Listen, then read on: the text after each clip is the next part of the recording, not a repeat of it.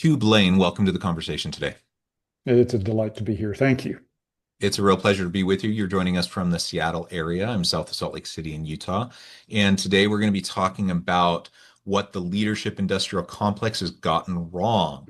I really like that framing. We'll explore what that means here in just a few minutes.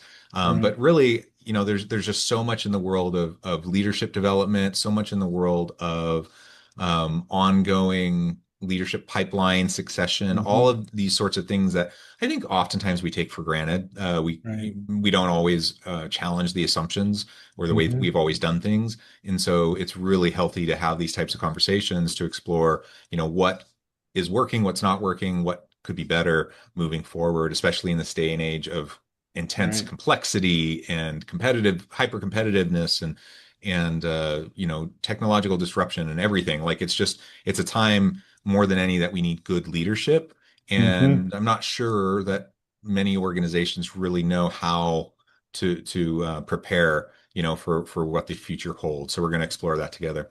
As we That get sounds great. started, I wanted to share Hugh's bio with everybody. Hugh Blane is a renowned leadership, athletic, and financial coach with over 40 years of coaching experience. Hugh, the founder and principal for Claris Consulting, has coached successful CEOs to transform their leadership, which transforms their culture and results. As a coach, Hugh has generated over 75 million of client and enterprise value over the last 10 years, and clients include organizations like Sony Pictures, Starbucks, Costco, Stanford University, Nordstrom, REI Co-op, Wells Fargo, and others. Hugh, I'm going to pause there. Anything you would like to highlight by way of your background, personal context before we dive on in? Yeah, the thing that has shaped a lot of my leadership is that I'm an immigrant. I immigrated from Scotland to Canada to Birmingham, Alabama, and we arrived in Birmingham in 1968. So contextually, when we put that into a business context and we think about culture, here's a kid who has never seen an African American in his life going from one culture, Scotland, to Canada, different culture, to then Birmingham, Alabama, which is a vastly different culture. So I was there when they started integrating our Catholic school. And I Mm, remember the day when four African American girls walked from a car across the entryway to the church to the school, and all of a sudden they're showing up and everybody likes me, but there was this dissonance or this uh, friction with the four African American girls. That put me in the position of saying, how do people get welcomed into a culture? And then it's a bold move to then, for those young girls, to then come into the culture, knowing what they were going to experience. So that always shaped my thinking about how do we make meaning, how mm. do we have the courage to do things that are maybe outside of what's normal? So I think that's a big part of how I use my professional life to think, just to kind of pull things together. Does that make sense? Yeah, yeah, it makes perfect sense. And all, each of us have our own unique backgrounds, personal contexts that Hmm. shape our development and how we Yeah. see the world and how we interact with the world. 100%, that kind of a background would shape anybody. And it's really cool to hear how it's influenced your approach Mm. to working with people, with organizations, striving to create a culture of welcome and belonging and, a place where any organization hopefully is a safe place where anyone regardless of their backgrounds, race, ethnicity, gender, Right. any other socioeconomics, anything, like choose any category, Yeah. regardless. Like people can come, they can contribute, they can find meaning and purpose at work, and they're valued. Everyone wants to Mm. be in that kind of an environment, whether we're talking about home, community, work, whatever. Wherever it is. And Yeah. and we have an opportunity as leaders to provide that for our people, and we don't always do that well, even if it's our intention. And that's one thing I want to say at the Mm. outset is I truly believe that most leaders have good intentions. I think most Absolutely. leaders are also pretty clumsy and human and get caught up in the day-to-day grind and putting out fires. And so a lot of leaders do a lot of things that are counterproductive to what will actually help Right. them be successful or their teams be successful. But I do believe leaders, almost all leaders, really want to do right by people. They want to do right for their teams. And they recognize that's how, they're going to get the best success. But it's hard to recognize that intellectually on the one hand, and then to like put it into practice on the other hand, when you do have the pressure, the daily grind, the fires, all these sorts of things that you're trying to deal with. You have to meet that quarterly metric, and you feel the Mm-hmm. intense pressure. And guess what? You may end up doing something you otherwise wouldn't do, in how you treat people, just because you're getting so much intense pressure. So Right. recognizing all of that, I want to give grace to leaders, but also Mm-hmm. recognize that there's a lot of room for a lot of improvement. And I think most good leaders would recognize that, and they would embrace that, and they would seek out like ways to improve as they continue on in their career journey. I'm going to go back to 2005 and double click on an article that was written in I don't think Fast Company is even around anymore, but Fast Company Hmm. did an article, 2005, and it was called Change or Die. And it was written by Alan Deutschman. Hmm. And his premise was if a doctor came to you and said, listen, change your behavior, otherwise you're going to die, almost every single person in a room of 1,000 people would raise their hand and say, I will change my behavior if that's true. So he pressed in and double clicked on that and said, well, let's look at healthcare, for example. Hmm. And at Johns Hopkins University, they did a bunch of research that said if you come in with angina and you feel pressure in your chest when you're walking up a flight of stairs, you're now afraid for your life. Hmm. So you go to the doctor, and the doctor says, listen, you're going to need heart bypass surgery. But they also said, listen, the surgery is not the cure. What Hmm. it does is it gives you a window so that you will feel less discomfort so that you can do the things that are going to be necessary for you to live a healthy, vibrant life, i.e., stop smoking, Hmm. eat a lower fat diet, all these health things, the same five things that are still running, the cost of healthcare in America today. Lose some weight, exercise the whole nine yards. Every one of those people said, I'll do it. How many people 2 years later, after the surgery, had actually changed their behavior? 8%. Let me Hmm. put that a different way. 92% of the people went back to the exact same lifestyle they had before the doctor said, change or die. Well, why is that? Well, there's kind of good news in here. Dean Ornish at the time had said, I can reverse heart disease. But what you'll do is you'll go on this low fat diet and you're going to do this exercise and you're going to stop smoking. You'll do all this stuff. We'll even give you a program 4 days a week. You come into the office and we can reverse heart disease. 70% of the people who said yes to that program are still on the program 2 years Hmm. later, right? Now, the question that I looked at there was, do we have to be scared spitless to change our behavior? Well, there's the fear of missing out, right? Hmm. That's one very real thing. Robert Cialdini in his book Influence talked about that. Scarcity is a huge motivator for influence. It's really hard to change our behavior. I'm going to say that from my perspective. I know it is for me. So what Marshall Goldsmith, one of my mentors, said in a book once is, what got you here will not get you there. Hmm. We've probably all read the book, but think about that. It's the hardest thing for us to do is to change our behavior. If anyone's listening to this, has anyone said at the beginning of January, I want to lose 5 pounds? I want to exercise more. And is it what, 7, 8, 9 weeks that those New Year's resolutions are totally forgotten? Often So only two or three. right. So the idea that I'm going to go back to Warren Bennis, who said, and this is going to go into the leadership industrial complex. He said, we get leadership development wrong. Jim Kouzes and Barry Posner wrote a book called Leadership Challenge, said, it's not leadership, it's followership. How do you get people to follow you? And what Warren Bennis said was, he said, we get wrong that we tell you what to do. What we have to do is train you how to stop doing the things that are no longer serving you. And that's the critical piece that we need to step into. Hmm. What's your thoughts on that? Yeah, no, I really like that. And I think it's really important to highlight all of that is true even within the context of intention, right? So Correct. all these Yeah. people had the intention of transforming their lives because they had the scare or whatever the motivation was. Right. And yet, even given that kind of intense moment, um, intention's not enough. Like it's not enough to want to change.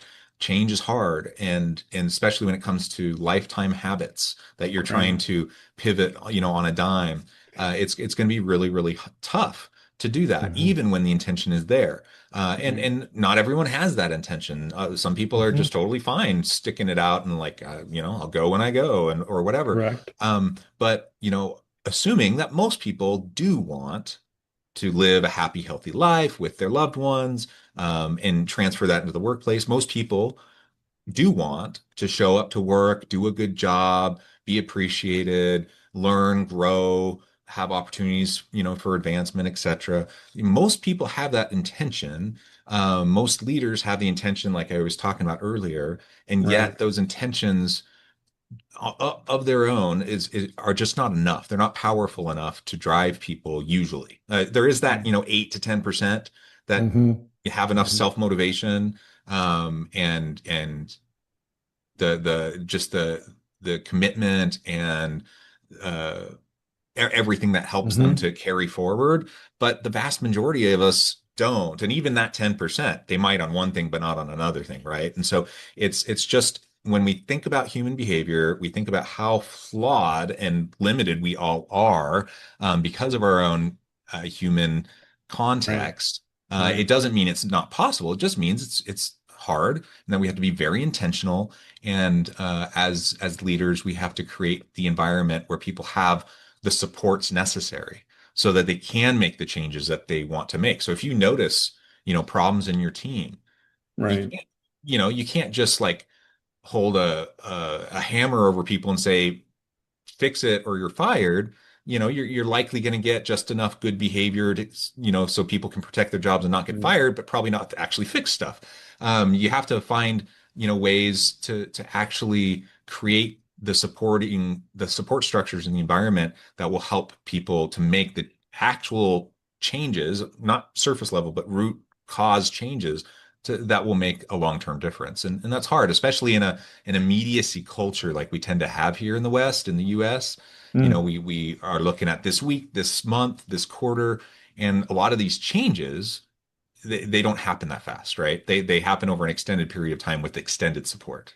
And there was a bunch of research that was done, and I'm gonna for the people who are listening, they know this, right? So there was a book written a long time ago called The Knowing Doing Gap. We know what to do, but we're not doing it. Why is that? Well, the statistics that I've looked at, John, is I'm gonna go to Deloitte, Gallup, Harvard, HBR.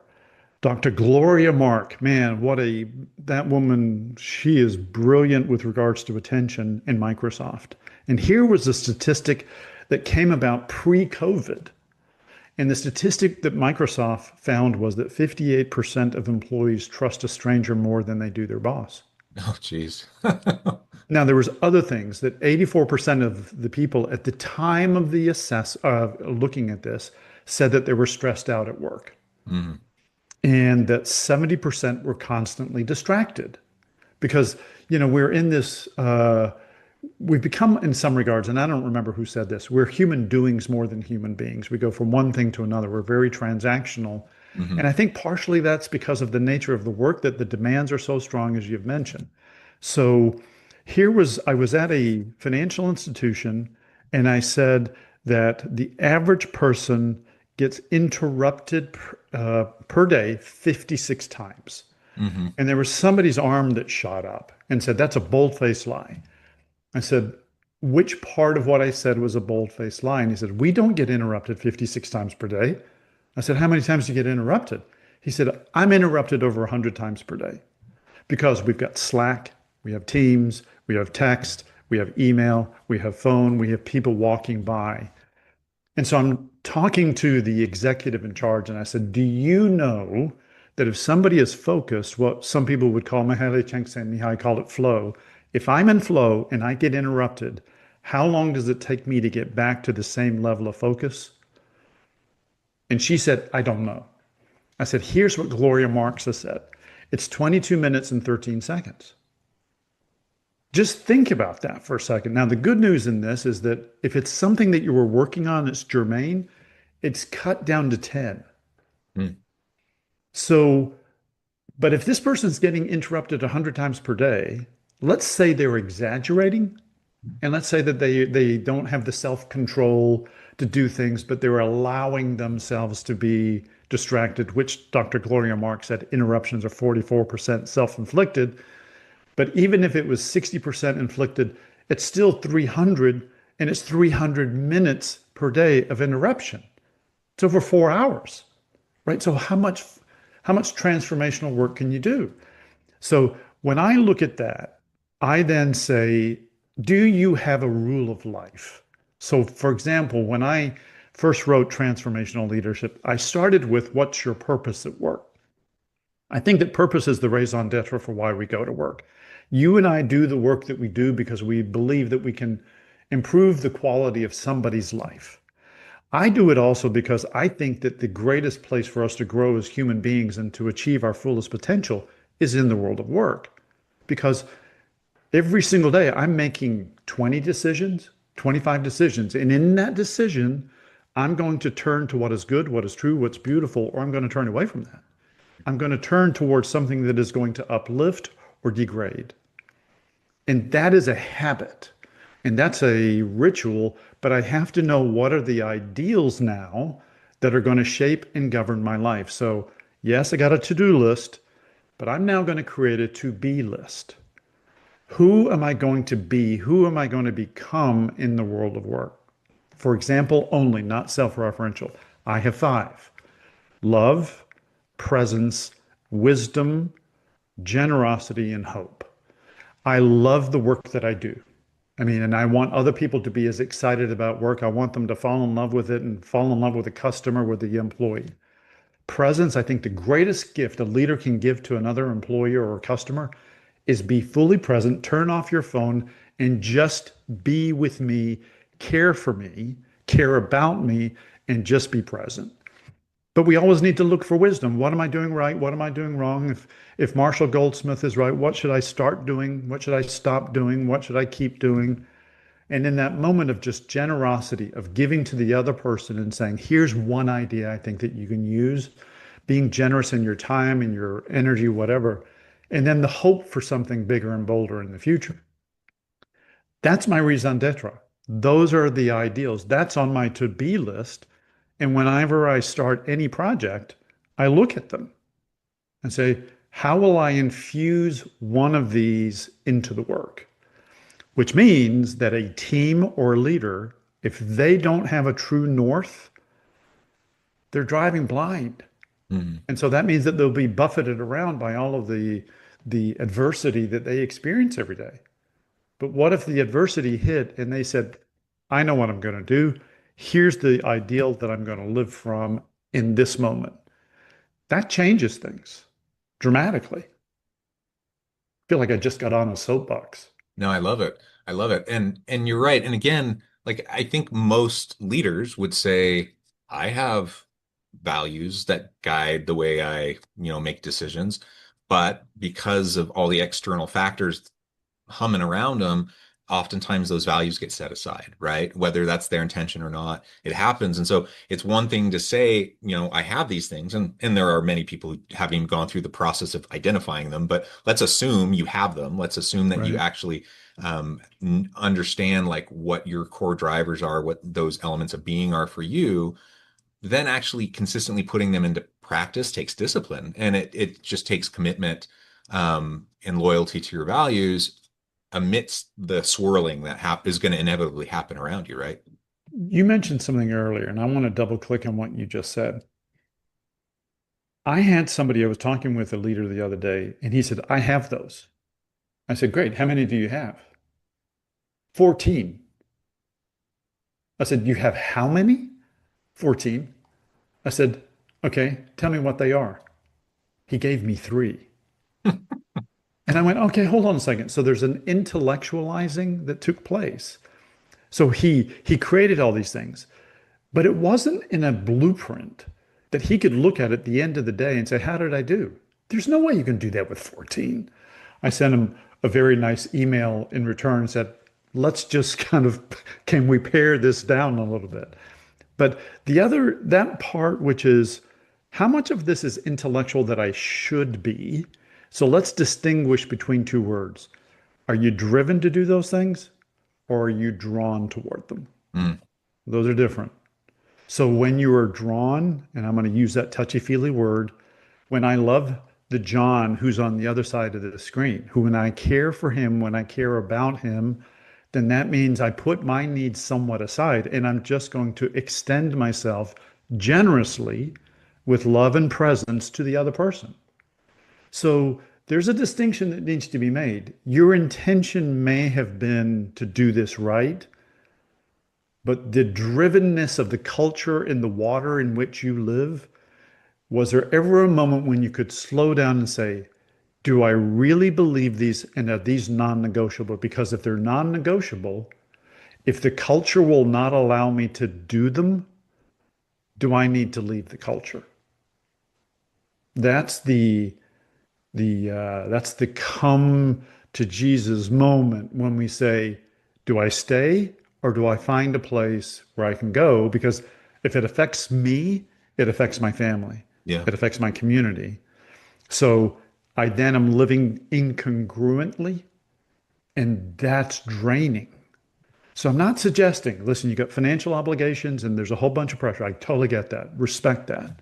You got kids in school, whatever it may be. You got to do what's right. But there is a point where you can say, how do I then infuse this into the world of work?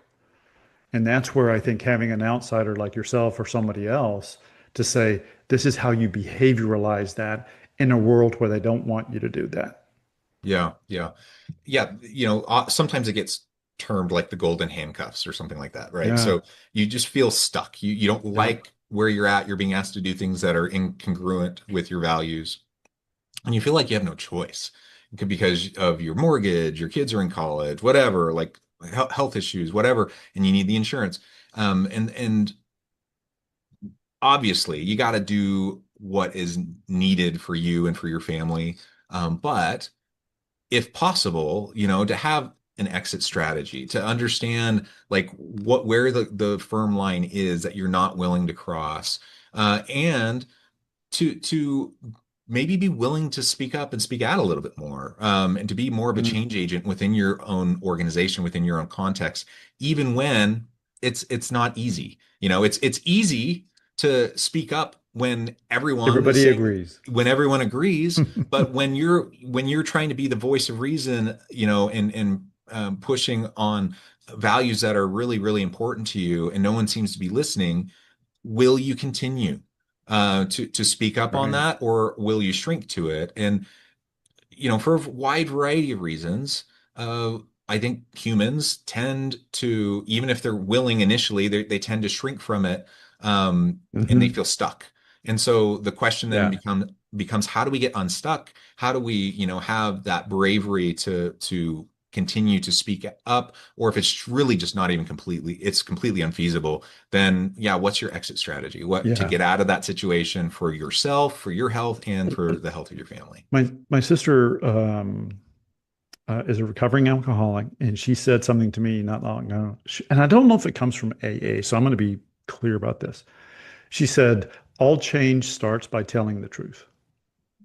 And so, what she meant by that, and what I have interpreted and then reframed, is that you can't really change anything unless you're willing to accept the current situation in which you are. So, let's just start there. So, the way that I look at it is to say, okay, am I even aware of the consequences of me living this bifurcated life? So the poet David White once wrote a book in what was it? The Heart Aroused, I think it was, and he told the story about feeling really depleted at work. And he ran into a conference room one day and yelled at the top of his lungs, "Has anyone seen David?" And he was the only David in the office, right? So he called a friend who was a Catholic priest and said, "Come over tonight and talk to me about exhaustion. And oh, by the way, I got a bottle of single malt whiskey." Guy goes over there, they're having their whiskey, and he says, "Talk to me about exhaustion." And then the priest said something really interesting. He said, "David, the antidote to exhaustion is not rest, it's wholeheartedness." Drop the mic and walk off the stage, right? So, are you wholeheartedly engaged in this? Are you really drawn to this, or are you driven by something else? And it goes back to the pressure that we're under for family and the whole nine yards. But I just would say to everyone who's listening, that idea of wholeheartedness, how many people, just do a gut check, how many people on your team do you think are wholeheartedly? They're the ones that come to you and say, we can do this better, we can do this, we can do that, let's improve this. That there's a level of self-mastery and greatness embedded in every team. I ask leaders every single day, tell me, what is the definition of excellence that you have for yourself? What's the definition of excellence you have for your team? If there is no definition with behaviors attached to it, you're not pursuing it. You intellectualize it, but you're not pursuing it. So the to-be list, that's the behaviors. But the behaviors have to be towards something that elevates the human spirit and then it allows people to feel wholeheartedly engaged and to do something that they never even thought was possible. Yeah. Well, Hugh, I love it. This has just been a great conversation, and I believe we could go on indefinitely. We could. But I also note the time. I need to let you go and get on with your busy day. Before we wrap things up, I just wanted to give you a chance to share with the audience how they can connect with you, find out more about your work, where they can find your book, and then give us the final word for today. Okay.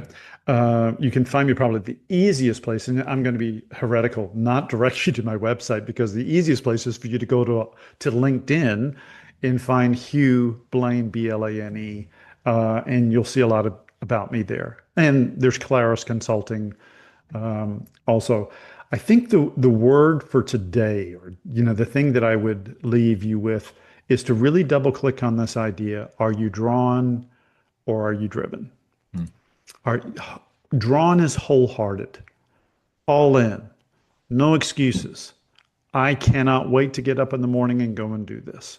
And when you don't feel that way, life becomes a long, slow slog through enemy territory on your on your belly with bullets flying over your head. And that's our raison d'etre at work, to help people see possibilities that they never saw possible before, and then to build a plan so that they can achieve them. So that's what I want for everybody. Wholehearted, feel drawn. Love it. Hugh, thank you so much. It's been a pleasure.